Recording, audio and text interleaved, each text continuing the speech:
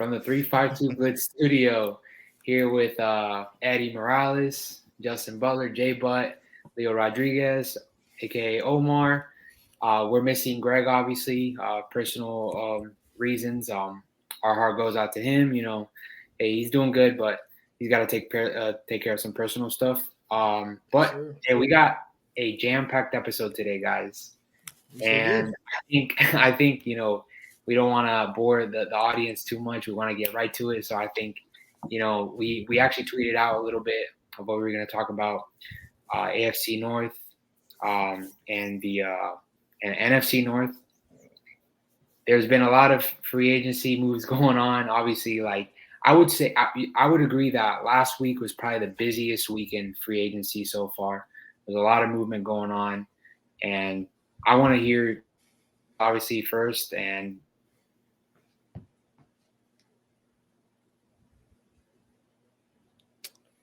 Okay. I think we lost Omar. All right, so Omar, we lost you for a couple seconds there. Can you repeat that one more time? Where did I leave off? So I don't want to say the same thing. You said obviously. Oh, okay. Well, no, I don't want to bore the viewers anymore. But we're gonna get talking about the AFC North and NFC North. Sure. I'm gonna start with Eddie with the NFC, his AFC North team, which is the Steelers, and their additions. And they added some pieces on the offensive line, and obviously there's talks about Pickett being the long-term answer at quarterback, and obviously you got some wide receiver competition issues that you guys need to resolve. So I'm gonna give you the floor first, Ed. All right, so yes, sir, Steelers, man, we've been doing some great business, in my opinion, in this offseason, especially in beefing up the offensive line. The first addition that we got was, what's his name? Holcomb. Holcomb was the first addition that we got. He came from the Philadelphia Eagles. He was their left guard. He also played center. He also played right guard during his time at the Eagles. And so that was a big addition because we needed that. We were kind of worried what we were going to do at offensive guard, and so that's one of the answers. We then came back and got another former Eagle, but he played with the Jets last year with Samalo. This dude's a hog molly. Absolutely, he'll push anybody off the line. Beautiful. It was a 3-year deal. Nothing crazy amount of money-wise. But we got our center figured out, a right guard and a left guard, which is great. So now going to the draft, we can focus solely on that left tackle position, which we drafted a guy 2 years ago, but he hasn't really turned out to be the guy. So left tackle will be the area of addition that we're going to be going in that 17th pick and that 32nd pick. We'll see. Obviously, beefing up that line to get Pickett enough time to get the ball away. You got great great firepower in Muth, Pickens, Johnson, and also Harris. So they see him as the future of the team, and they're doing the correct thing. So with that being said, you mentioned Harris there, right? And I'm gonna get Jaybo's take on this because I think this is a consensus of Najee Harris. He kind of slipped, I would say, this past year. He had an amazing rookie year the year before, and he kind of have a little sophomore slump. But is he a top 10 running back with the season that he had this past year? You guys see him, but I think he still adds value to the Steelers. I'm not sure how you guys think, but I think he's blind top 10, and he can definitely be a top 5 back if he some things. So I want to know what J-Bud thinks about that, and obviously you, Ed.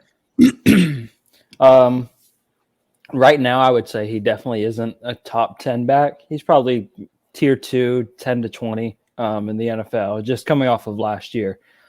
But I mean, if you look back, like you said, he had an amazing rookie year. What I remember most about Najee Harris is the SEC championship game. That man caught everything. He ran the ball all over Florida. I mean, he was by far, I thought he was the best athlete of that draft. And to see him go into a sophomore slump as what he did, and I think it might have been one of the worst sophomore slumps in the past Pretty bad. 5 to 10 years. As far as like you're looked at as one of the best. I mean, he was the number one running back of his class, I would say. Just for him to have a slump like that, it was crazy. But I hope to see him get back to his normal self. If he can, he definitely can be a top 10 running back for the Steelers. Easy. I agree. Ed? So I will agree in some parts and I will disagree in some other ways. When we look at his stats, they're not really that far off. His rookie year, he went for 1,200 yards, 7 touchdowns. He caught 467 yards, 3 touchdowns. His sophomore year, like we said, it was a slump, but he still had 1,000 yards and 1,034 yards, 7 touchdowns. He caught 41 passes, so he caught 30 less for 230 and 3 touchdowns. So his touchdowns were equal. His rushing yards were about 150 away from being equal, and his receptions were significantly lower at 200. But that's also, you have to take in consideration that he did miss games, and he did play injured for the first 6 weeks. And also, when you add an addition of like George Pickens, who can catch anywhere and anything, the quarterback's always going to be passing to him or try to get more yards that way than passing it to Najee Harris. But I do agree that he did look, whether it was injury or it was a slump, he did look different from his rookie year. So we're hoping that he can take that next step and that third year. And not just that, and you got to think about the amount of probably stress that he had on himself going into the year. Big Ben's gone. I have a rookie quarterback. Their new wide receiver 1 was a rookie at the time. We didn't know if Pickens was going to be what he is now. Coming out of Georgia, there was a lot of questions. So, I mean, between Tomlin, organization, I mean, I'm sure there was a lot of people in his ear to be like, hey, you're the guy that's taking our offense this year. Yeah. So, I mean, it's just probably a lot of stress had to do with that as well, I would say. No, I not agree. only that, but the offensive line was not very good either. Well, yeah, your O-line was pretty bad. Yeah, that Eddie hit the nail on the head there when he got the stats, and that's why I put Najee right there, like in the 10 area. I would put him right there because he still had the numbers, I would say, but it just felt. Look, I'm gonna go ahead and say this real quick. We live in a fantasy-driven fan base right now, and obviously, if they're not producing for fantasy, they're going to get this, I don't know, perception of, oh, well, he's not Absolutely. good. But it's, it is what it is. But if we're talking about Najee Harris talent-wise, he's a baller. I think he's a great back. Sure. And we saw some of the videos where he was like trying to juke and do all this extra stuff and behind the line of scrimmage, and it's fine. Like, that's going to happen. He's still young. He's 24, 23 years old. So like he just turned 25. He just turned 25. So, he's in his prime right now in his third year. So I think he's got a lot to offer. And, with that, Ed, you want to add anything else about this going on before we go on to the next AFC North team? With the Steelers, no, man, it's just I'm ready to see.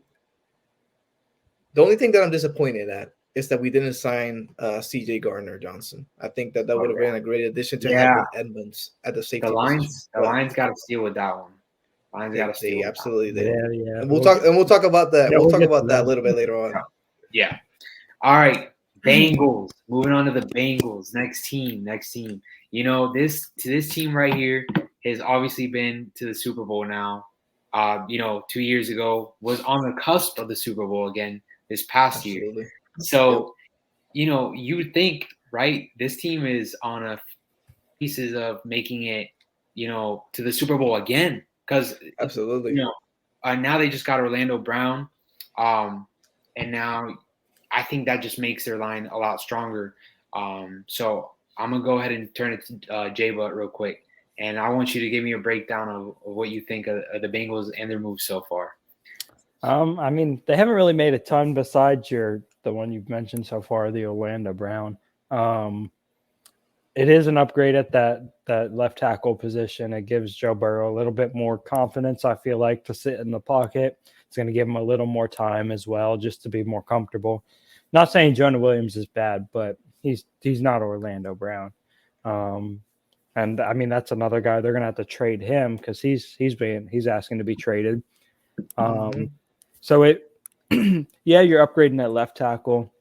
But when I first saw the news, I thought, oh goodness, you're gonna have Brown at left, Williams at right, and then move Collins inside. That O line's gonna be great.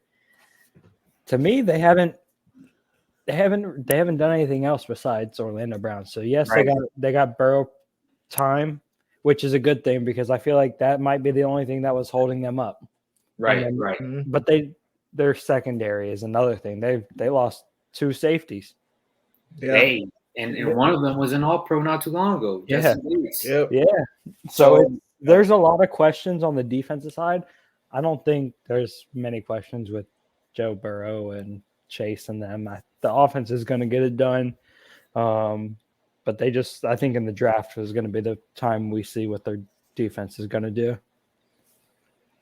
Yeah. For you, Ed, I'm going to ask you to do the best unbiased job because I know that you guys are division rivals, and obviously you don't want to see the Bengals succeed, but absolutely not. Give us a little bit insight of what do you expect moving forward in the matchups between the Bengals and the Steelers too, So I think offensively they've done the right thing in adding the offensive line pieces to get Joe Burrow time. Joe Burrow has been the most sacked quarterback since he's been in the league. The first year he tore his ACL. Last year he didn't really miss that many. The year of the Super Bowl he didn't miss that many crazy weeks, but he still was knocked up. And then last year, same thing, most sacked quarterback. So 3 years in a row he's getting hit all the time, and that's not a good thing, right? So I think offensively they've done a great job. Defensively, there's a lot of question marks. You're talking about they lost both of their safeties. Their corners were not that great already.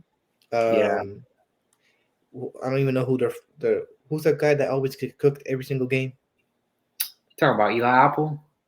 Eli Apple. I mean, when you have Eli Apple, he has cost you the games. You know what I'm saying? He costs you the games. And so do you have question marks at cornerback? You have question marks at safety. And that's saying a lot. Their defensive line is good. They get pressure on everybody. Is he gone? Well, it'll be a plus for them. I'm pretty sure he was on a 1-year deal after last year's Super Bowl run. They re-signed him. Good for them. Yeah. Good for them, but bad for the AFC North. With the Steelers, man, I mean, last year we split games with them. We beat them and they beat us. So if we can get our offensive firepower where it needs to be, I have no doubt in our mind that we can beat them. Our defense is disgusting, and we keep adding. No, I agree. That's one thing with the Steelers. I think the Steelers' biggest question is can he pick the guy? Yeah, I know. That's the biggest question.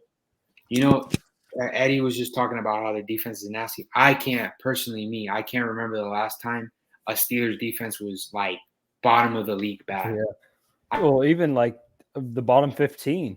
I mean, I think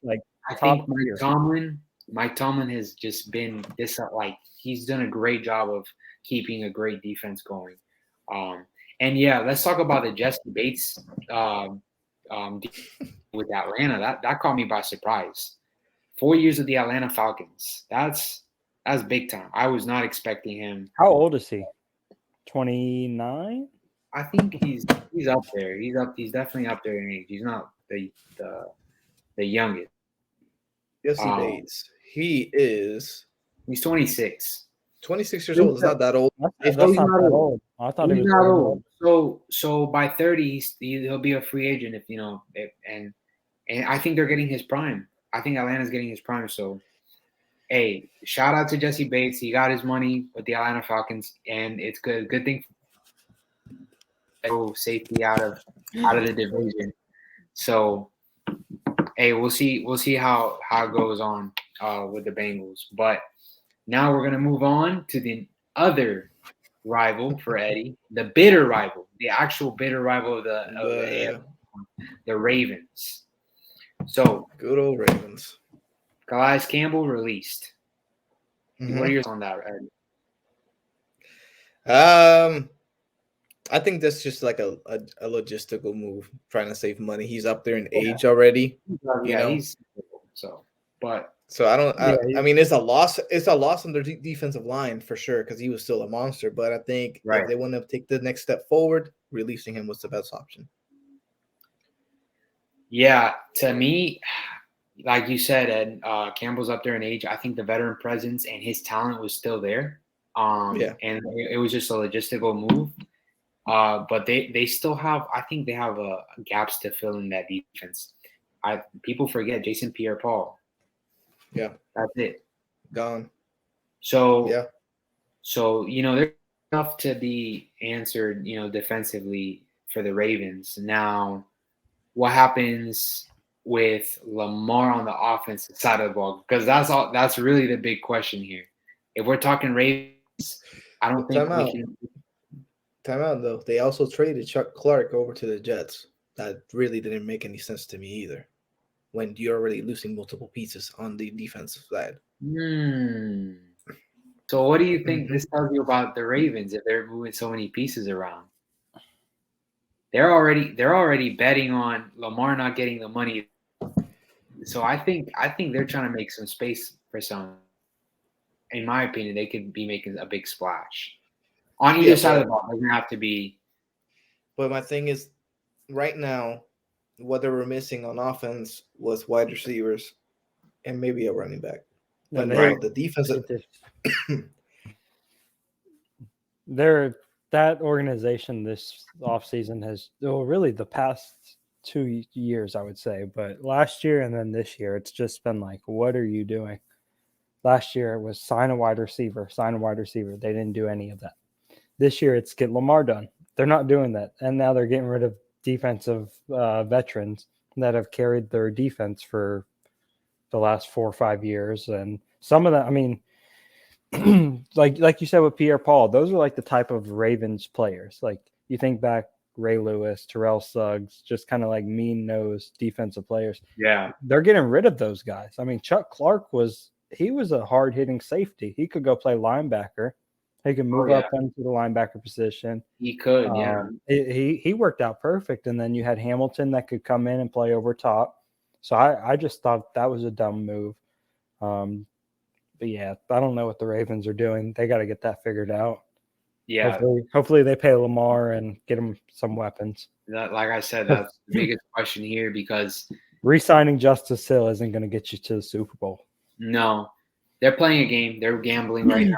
Obviously, we all know if a team matches Lamar's deal, they could steal him for those 2 first-round picks. So Tennessee, New England, and who would be my third team that might take a jump at Lamar? Tennessee, Indy, and Indy are the 3 teams that I think will take a jump at Lamar. And now the Minnesota Vikings. No, that's true. I forgot about the Vikings. That is so you got the Vikings, Indy, New England, and Tennessee. Those are 4 teams that you can plug in a Lamar Jackson type quarterback, and they're in the playoffs. I think with Lamar, and obviously healthy, barring injury. Well, I think a lot of those teams are in the playoffs. Colts, yes. Titans, they have a lot of work to do. Their offensive side is. They do. I mean, if they keep Derek, yes, but their wide receivers is kind of like they're brand new. They're rookies. Yep, 100%. So, that's something to keep an eye on, and we're gonna keep monitoring that here on 352 Blitz and moving forward. But we're gonna go to the last team. So before moving on to the next team, yeah. Lamar Jackson is actually going to be dropping a video to his YouTube channel, and he's going to be kind of like an interview. So my question is somebody's going to be interviewing him? Is he just doing a video himself? What is he talking about? Why is the video coming out? Because if I were Lamar Jackson, the video that I make is, thank you to the Ravens for believing in me being a quarterback, but now I'm moving on to this team. But coming out and defending myself seemed kind of pointless, in my opinion. People can disagree. Put it in the comments.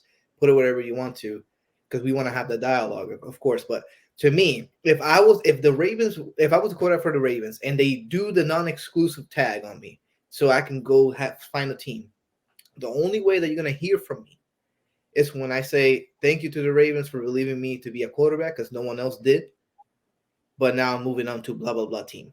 That's my opinion. But he is going to be dropping a video to his YouTube channel. He said soon, and I'm very curious to see what it is about. And we're gonna keep an eye on that. And I believe next episode we're gonna have some opinions on that one. So, moving on to the most boring team in the division. I'm sorry, Browns fans. If you guys are listening to us right now, Browns fans, that's no hard feelings. But the Browns they've done some crazy things recently in recent history. Obviously, not the best team when it comes to winning either. But they signed a defensive tackle, Jordan Akins, as well. They've added some pieces, and obviously getting Watson for under center for the full year is going to help you guys a lot. So we'll see what he brings to the table. But kind of, what do you think is the consensus with the additions, with the Browns have made? What do you guys make of this Browns team? I mean, it's just classic Browns. Browns are the Browns organization is rightfully so, but the most desperate organization in all of sports in the U.S. I really believe that. Period. I mean, they sign what's it? Kareem I don't think.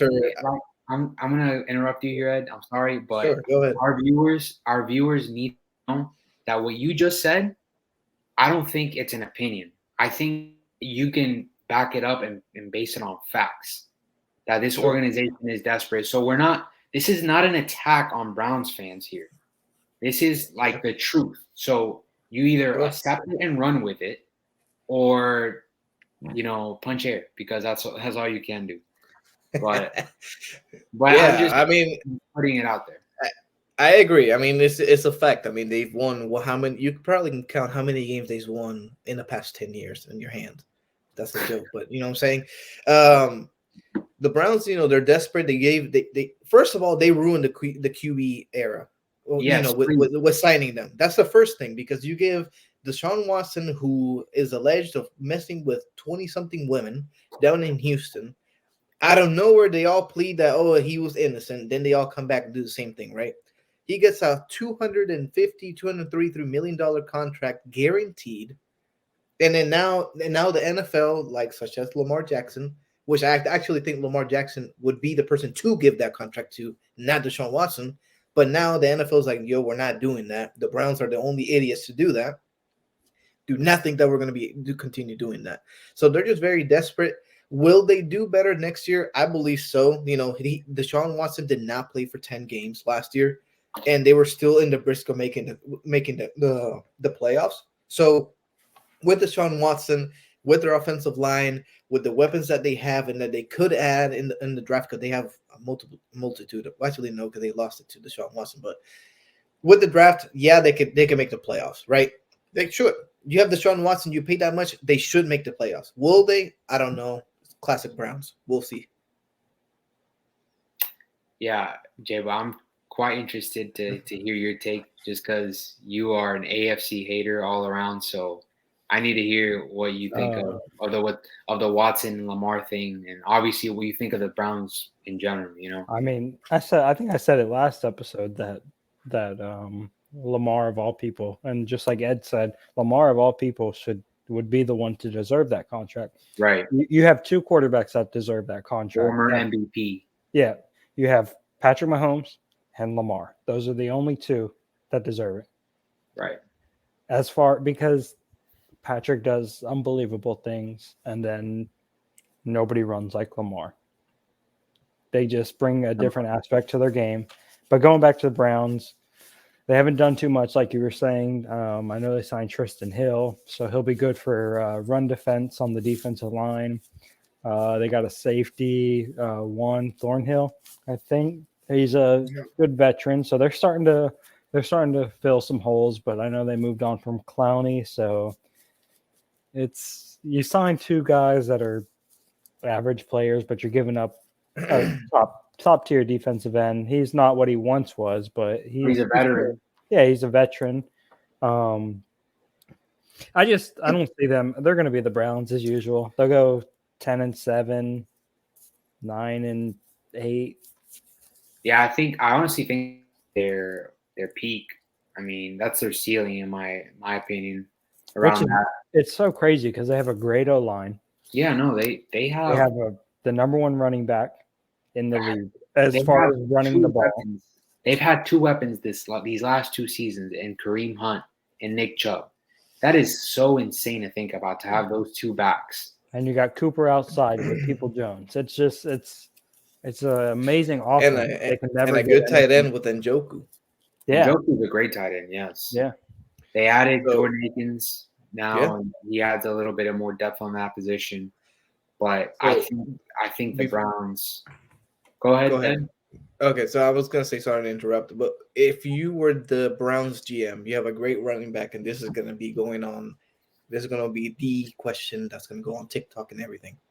If you were the GM for the Cleveland Browns, you have two great running backs the same age in Kareem Hunt, Nick Chubb.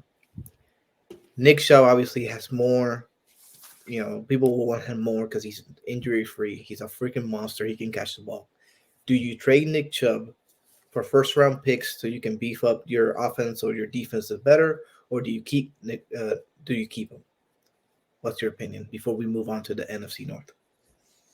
I'm trading Nick Chubb because even though don't get me wrong, I don't stand for what Kareem Hunt did at all. I'm not for that. But he's been blackballed ever since he came back from his suspension. He's sitting behind Chubb, but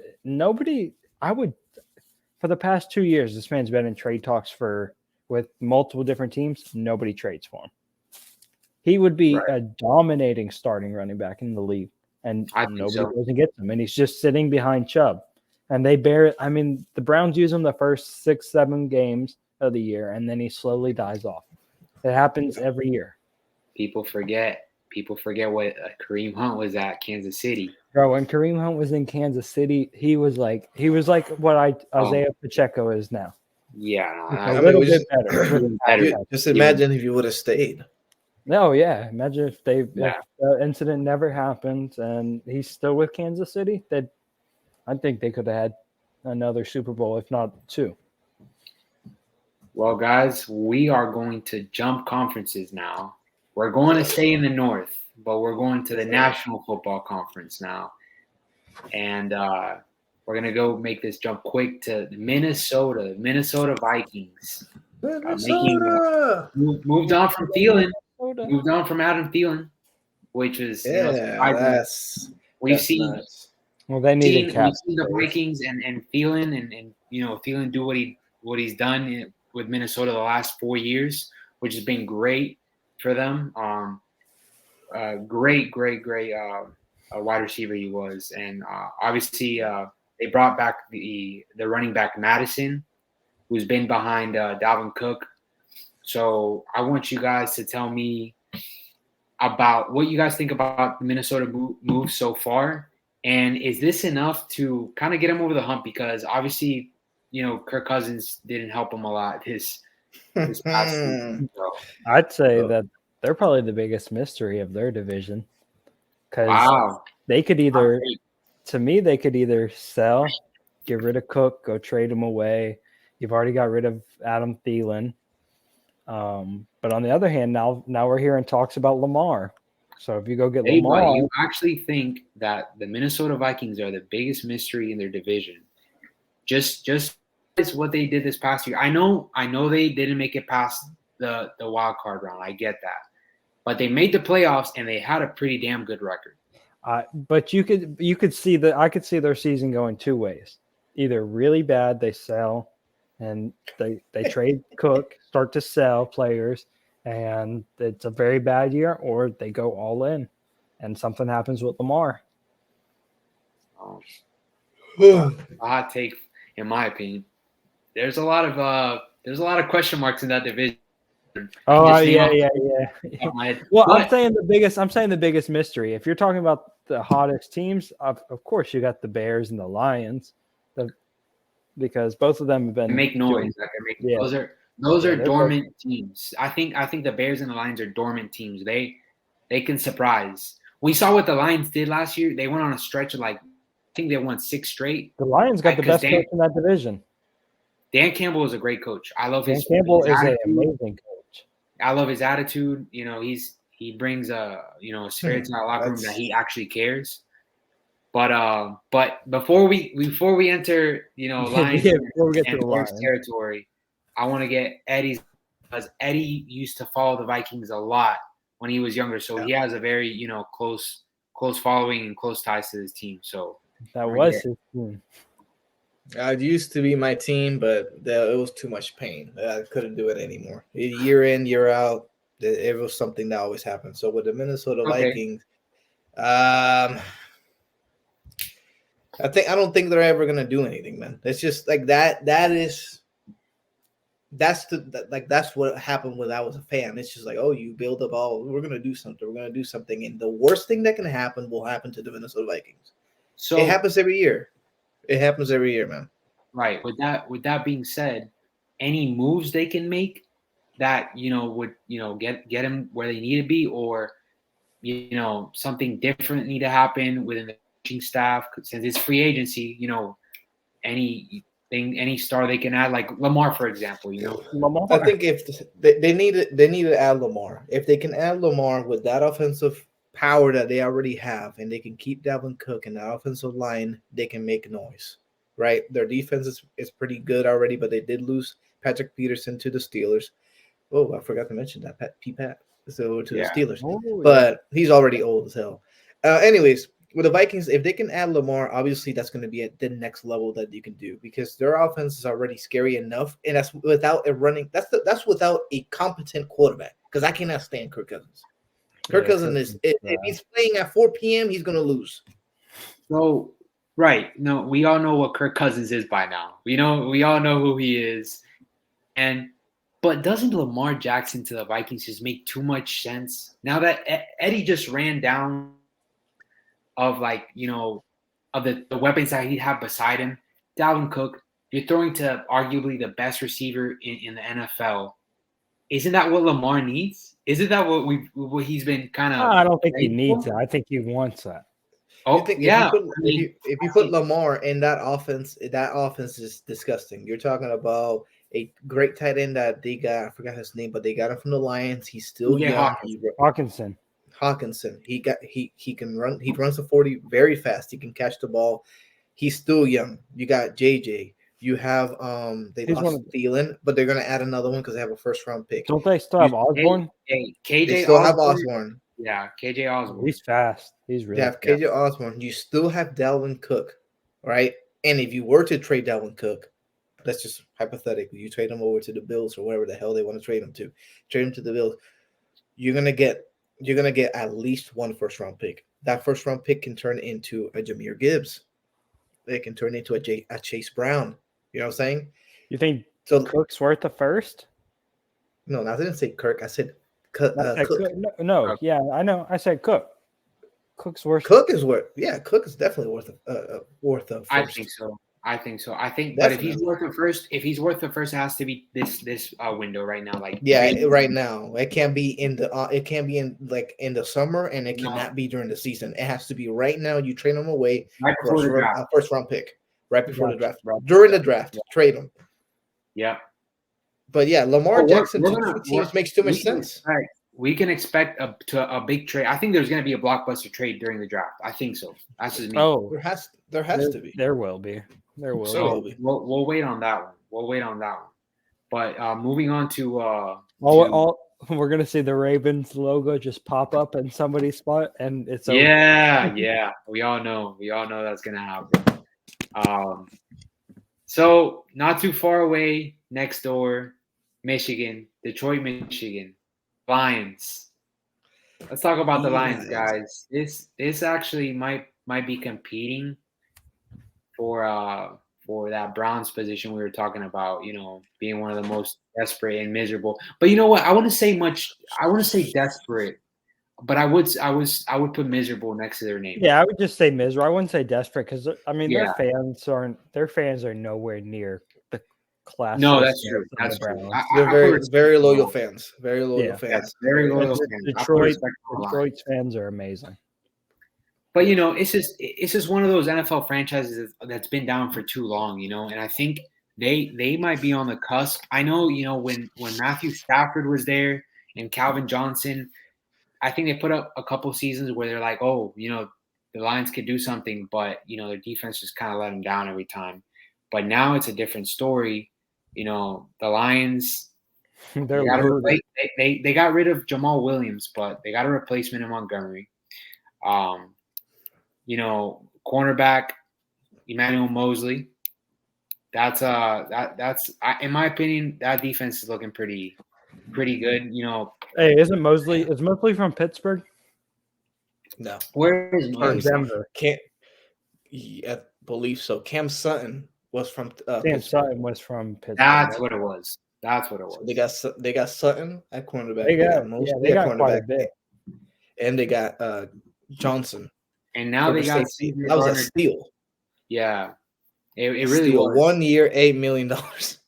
I think they signed a pretty good guard too, if I'm not mistaken. Yeah. Chauncey Gardner-Johnson last year was amazing for the Eagles. And I was kind of surprised he didn't get, an all-pro selection. But the NFL is full of talented. I think they only did that because he got injured. Yeah, he was out with some injuries. Now, C.J. Gardner-Johnson in that Lions defense. Now you got pressure up top with Aiden Hutchinson, which he's a premier pass rusher already in the NFL. What he did last year. You got Malcolm Rodriguez, linebacker. Yeah, they're James Houston. Both their middle linebackers. James Houston.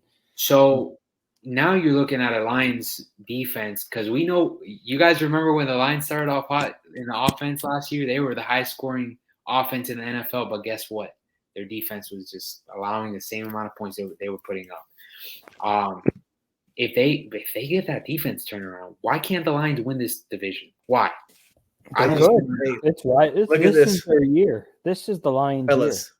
Fellas, look at my screen. Well, I mean, look at this screen right now. Just look at the screen right now. And, wow. I'm saying it right now. I got to agree with that on that one because if I'm being honest, I was going to say the NFC North. The Lions are probably my NFC team just because Dan Campbell was an assistant tight end with the Dolphins. He became our interim head coach. And I saw our team this is back when the Dolphins were horrible. I think we had just fired Joe Philbin. And this was before we hired Adam Gase. So he took over, and I saw a fire in a coach I had never seen before, and we started playing football. Granted, we were 3-13, but we looked competitive in our last 2 games, and I was like, okay, this guy's good. And then when I saw Hard Knocks last year, and I saw how he is with his guys, how he's just a straightforward coach, and you get what you see with him. But at the end of the day, he cares for his players. And it just made me fall in love with the Lions. Yeah, Dan Campbell, like Jay Butt said, Jay Butt couldn't have said any better. You've seen the locker room talks with him, and he's a passionate guy. And I think, yes, this is a player-driven league. A lot of players will say that. Yes, it's a player and talent-driven league. But if you don't have the right coach to get a, you put a. Yeah, you're gonna have to get some peanut butter on that damn antenna, boy. Cause that your wife plays boo-boo right now. I don't know what you're saying. You probably keep talking, but we're going to continue going on. I think the Lions have a very, very, very bright future. They also have a lot of picks this coming up draft. They can only get better. You know what I'm saying? They can only get better. Do they have multiple first? I'm going to remove him a little bit here just because he's stuck like that. And then once he's ready, he can come back in. But anyways, I don't know if they have multiple first-round picks, but I do know they have like a freak ton of them. Yeah. And so they keep adding to that offense. I think the next step for the Lions will be quarterback position, because is Jared Goff really going to be your future quarterback? Yeah, he's still rather young, right? He's still rather young, but is he the quarterback? You know what I'm saying? That's the next thing. They have good running backs. They have great wide receivers. Not only do they have great wide receivers, but they also have good tight ends. They have right now on paper, their defense is disgusting, right? Their defense is Their filthy. defense They have two great corners. They have a good safety in Johnson. They have Alex Anzalone, and they have the other middle linebacker. Are you Then talking you about have the two corners in Mosley and Sutton that they signed? mostly in Sutton, and that's not including the two that they already have. I was about to say, because they have Okuda, who, even though he hasn't been a fourth overall pick, he's still a decent corner. He's playing. Yeah. He's starting to get it together. Yeah, the Lions, but the Lions, they have a bright future, and like I said, this year they will win the NFC North, and we can move on to the next team.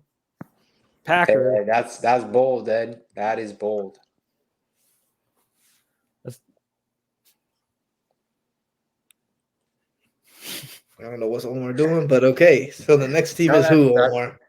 All right. So we're moving on to Wisconsin. We're The going to Cheeseheads. The Cheeseheads. The Packers. Obviously, the big talk in Green Bay is obviously Aaron Rodgers and Jordan Love. We gotta put Jordan Love's name out there, because he's also going to be talk. Obviously, him kind of being the future, because we don't know what Aaron Rodgers is going to do. Obviously, we have an idea that he won't be back with the Packers, but we just don't know. He's a weird guy. We all know that.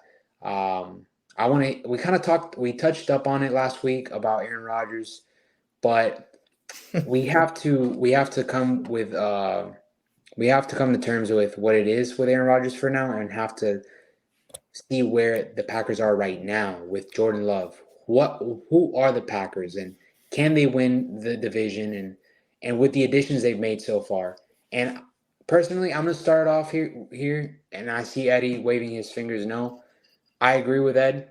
I don't think the Packers I just don't think they have made enough moves so far. Obviously, there's still a lot in the offseason, and obviously the draft, but I don't see the Packers winning this. I don't even see the Packers coming in second in this division. But obviously we could be wrong, and there's a lot to determine that. But I want Jay Butt's opinion first, and then we go over to Eddie.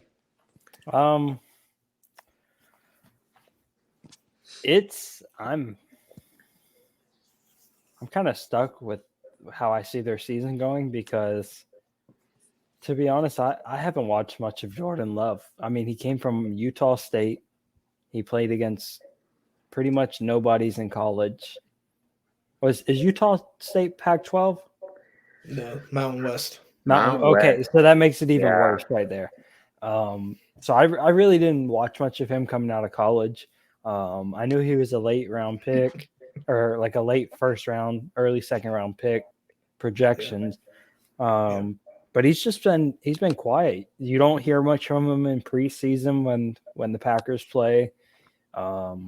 Hopefully it'll be another situation for them where it's like Favre to Aaron. We've brought this guy in to sit behind Aaron because that's what they did with Aaron Rodgers. They sat him behind Brett Favre for, I think, 3 years before they moved on from Favre. And he just sat there and learned. And I mean, granted, that relationship wasn't great. Aaron said that, Brett said that. But learning from a quarterback who's a star caliber guy, whether he's trying to help you or not, you're still learning their techniques every day. So it's going to be good to see Jordan Love get a chance finally. But I don't think if Aaron Rodgers can't win with that team, what is Jordan Love going to do with them? Yeah, and let's talk about their cap situation. They have one of the worst. I think they have the worst. Right, Ed? The cap situation for Green Bay doesn't look good either. Like, nope, not at all. So when we talk about moves at Green Bay, we're very limited, and obviously Aaron is the only thing we can really talk about, because if they're going to get anything, it's going to be through that. Getting rid of Aaron and then obviously establishing Jordan Love as QB1 or whoever they may desire to establish at QB1. But I think that's it for the Packers, man. We don't see them. We don't see them winning this division. It's going to be tough. So the only thing to really ask about the Packers is, what are they actually going to get for Aaron Rodgers? Because they want a first this year. If I'm not mistaken, they want a high pick next year, if not a first next year. So do you guys see them actually getting that? Nah. I don't see them. And if they don't get that, will they hold on to him and just make him sit?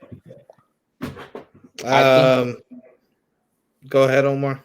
I think without Aaron Rodgers, the front office is going to continue making the bad decisions they were making with Aaron Rodgers there. So that's what I think about that.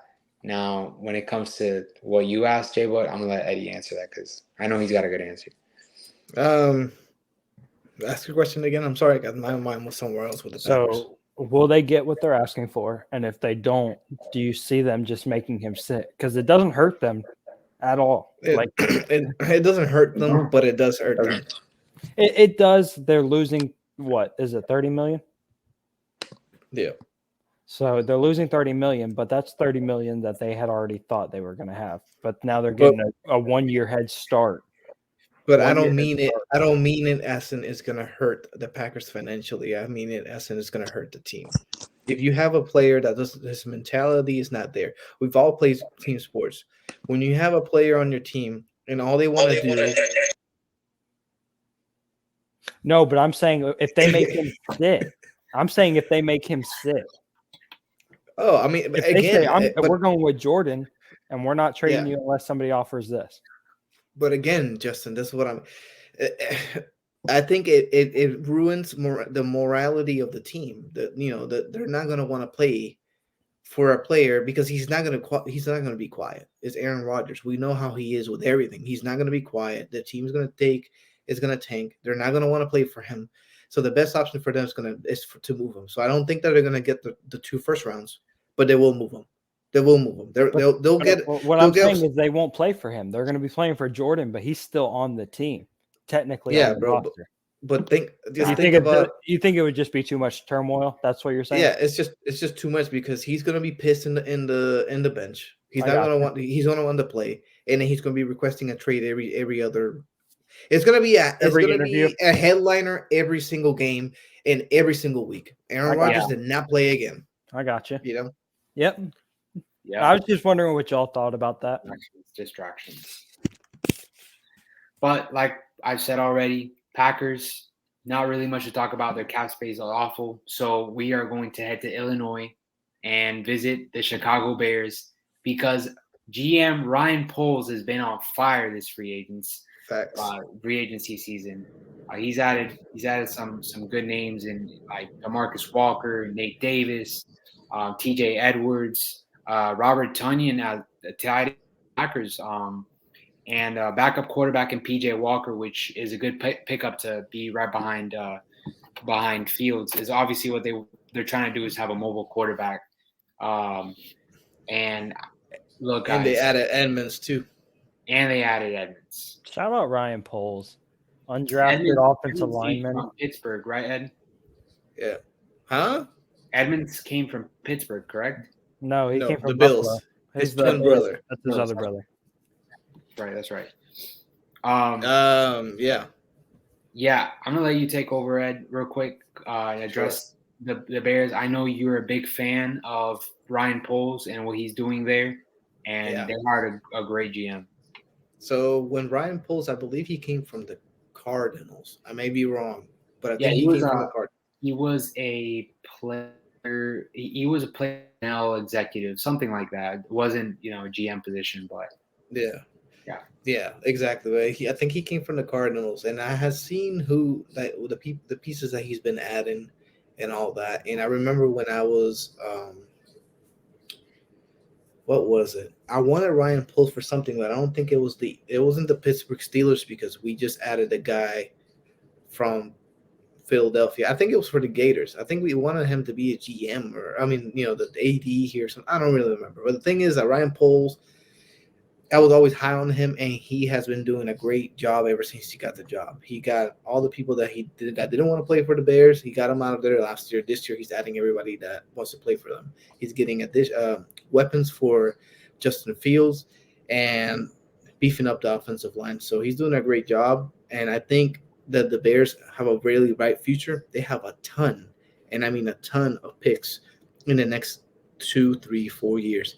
So if they can pick the players correctly and they can get protection to Justin Fields and they can actually allow Justin Fields to develop as a quarterback, it's the Bears, man. You know what I'm saying? Like anything can happen. They already have a big market. Everybody, they have a huge fan base, and they haven't won anything since the 80s or since the 80s, 85. 80s, no, yeah, 80s. Yeah. Since 85, they haven't won anything. They went to the Super Bowl with Peyton Manning, but and speaking of their historical achievements, the Bears have always been known for their defense, never their offense. Never. Right. They've never been an offensive team. So when Poles goes out and gets DJ Moore, Dante Foreman, PJ Walker to back up Justin Fields, getting these additions, to the offense, it's letting he's making a statement. He wants an offense in Chicago, a competent one, because we've seen great offensive players in Chicago, but they don't put up numbers like they're supposed to, Yep. Yeah, no, I totally agree. Ryan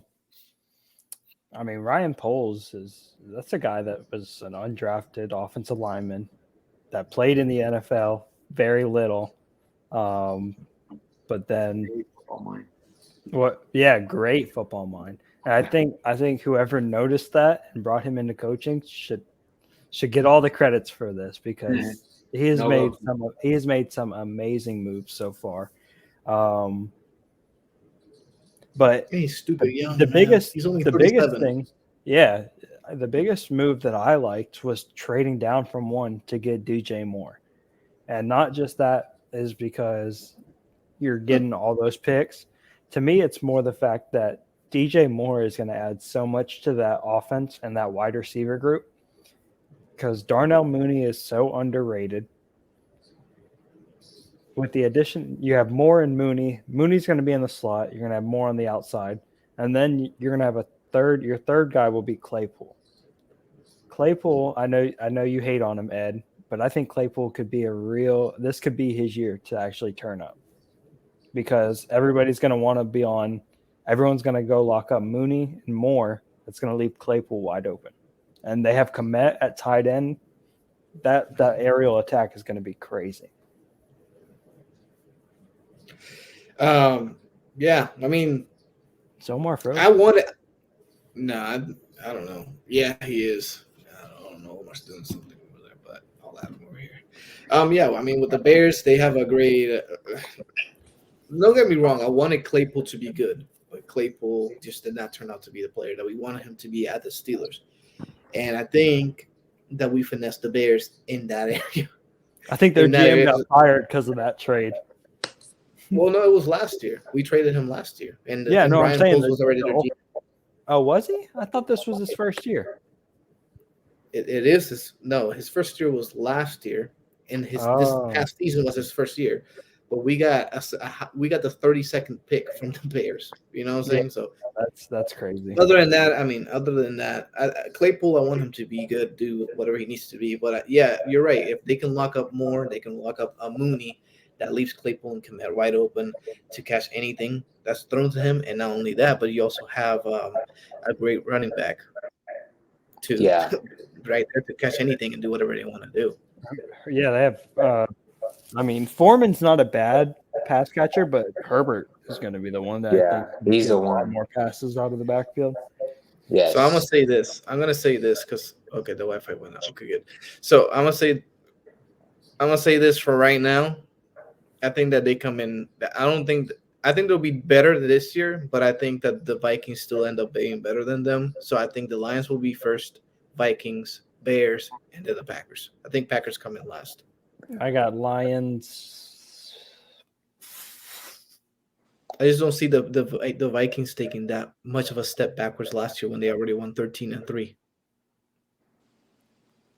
Yeah. Lions, Vikings, Packers, Bears. Okay. Wow, the Bears in last. Well, I think it's going to be a very competitive. Yeah, it's going to be a tight. Division. I think it's going to be first and fourth place are going to be within 3 games, 2-3 games.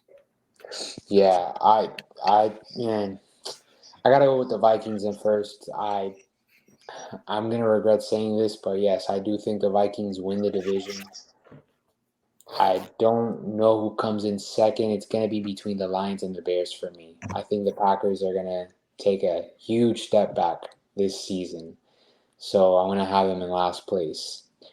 But I mean, hey, that was a good rundown, guys. That was a really good rundown of both of the AFC and NFC North.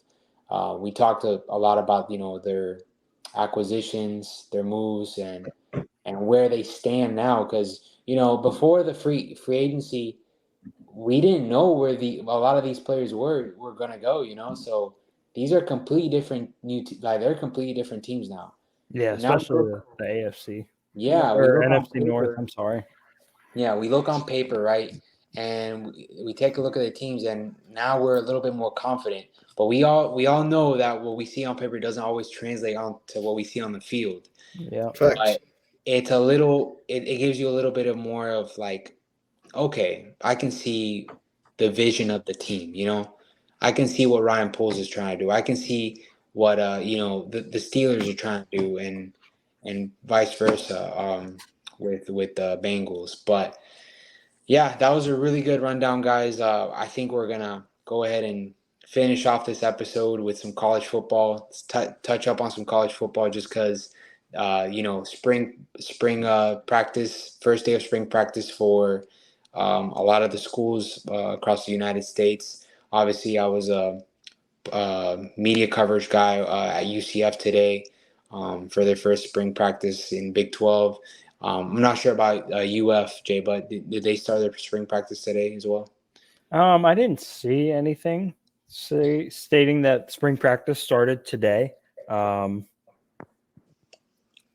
trying to look that up now.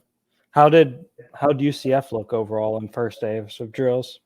Yeah, I mean, I know it's a lot of fundamentals and stuff, but you can kind of see how the team acts overall, just getting out there.